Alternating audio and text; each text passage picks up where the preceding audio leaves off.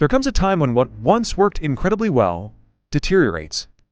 Sales decline, performance plateaus, or your productivity system buckles under your new workload. In these moments, what you need is to push on a leverage point to get unstuck and regain momentum. It's like finding a giant boulder in your path and a sturdy stick beside it. By placing the stick under the edge and using a fulcrum, you can move the boulder with surprisingly little effort.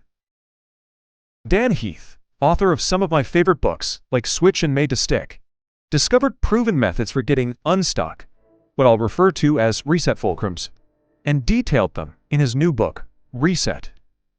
You can use these fulcrums to remove the boulders that hold you, your team, or your business back and regain momentum. In this video, we'll cover 3 powerful methods for creating reset fulcrums: sketching out a map, blowing up a bottleneck, and identifying a bright spot. First, sketch out a map to spot waste. If you followed a patient around a hospital, tracking each of their movements and waiting times, how much wasted time do you think you'd uncover? A team at the University of Iowa hospital wanted to find out, so they followed patients through the radiology wing and drew their journey on a map with waiting times. They called it a spaghetti chart because it looked like a mess of tangled paths. When hospital staff saw this map, the fixes were obvious. For example, instead of having patients drink the contrast dye for CT scans in the nurse's office and then wait for it to go through their system, they gave it to patients at the check-in counter and eliminated over 30 minutes of needless waiting. In just 5 days of changes after seeing the spaghetti map, the University of Iowa Hospital eliminated 91% of the steps patients took, allowing the hospital to see 31% more patients a day and make an additional $750,000 in revenue a year later. Here's the thing. When you've been doing something for years, you stop noticing the waste. If you can spot this waste and clean it out, you'll either create a super efficient system with huge rewards or free up time to double down on what's actually working well. It's like a YouTuber cutting all the boring parts from a video and suddenly getting 10 times more views and engagement. You can apply this principle to your life or business in a variety of ways. If you sell stuff online, map out your customer's journey. Maybe there's one spot where people give up because a page loads too slowly, or there's too much text before they can click Buy Now. If you're trying to get better at a sport, record yourself practicing. I recently documented my entire golf practice session by describing every action I took, out loud, in real time, into a voice recording on my phone. Afterward, I turned that audio recording into a time-stamped transcript. I quickly discovered that I was wasting half my practice time doing things that were not pushing my skills. Now let's talk about a second method for finding a reset fulcrum. Blow up the bottleneck. Chick-fil-A has a remarkable drive-thru. They serve a car every 9 seconds on average. That's nearly twice as fast as McDonald's. Their incredible drive-thru process is one of the reasons they are among the top food franchises in America. But their drive-thru wasn't always spectacular. Many years ago, their performance was stagnant, so they looked at the entire drive-thru process to identify a critical bottleneck. They discovered that customer ordering time was the one thing that was holding up progress. They could hire 10 cooks, install 7 new grills, and upgrade to cutting-edge beverage dispensers. But if customers didn't get their order to the staff quicker, none of those investments would matter. So Chick-fil-A experimented with different methods and found that placing staff outside with mobile ordering devices radically sped up orders. It turns out that when someone stands in front of you, you make decisions faster than when talking to an invisible person on an intercom. Having team members outside also allowed Chick-fil-A to guide overwhelmed customers and direct traffic to maintain a continuous flow. Now apply the bottleneck principle to your life.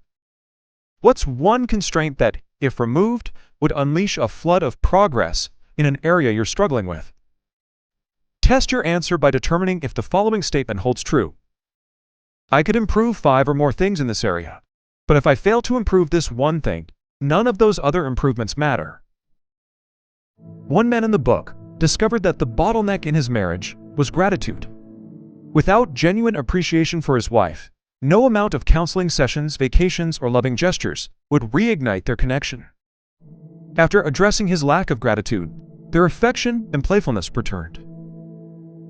You'll find that most breakthroughs don't occur by working harder, but by zooming out to find the one constraint you need to direct all your focus on. Now, the final way to create a reset fulcrum and regain momentum is to identify a bright spot. Hidden within most broken systems are bright spots, small moments of unexpected success that can guide your path forward. If you have a failing sales team, but one person consistently hits targets, study them obsessively. What exactly do they do differently? Maybe a top performer on your team isn't following the official script at all. Instead, they are asking 3 specific questions that are sparking your customers' desire to buy. If your team adopts these questions, you might double your sales in the next 6 weeks.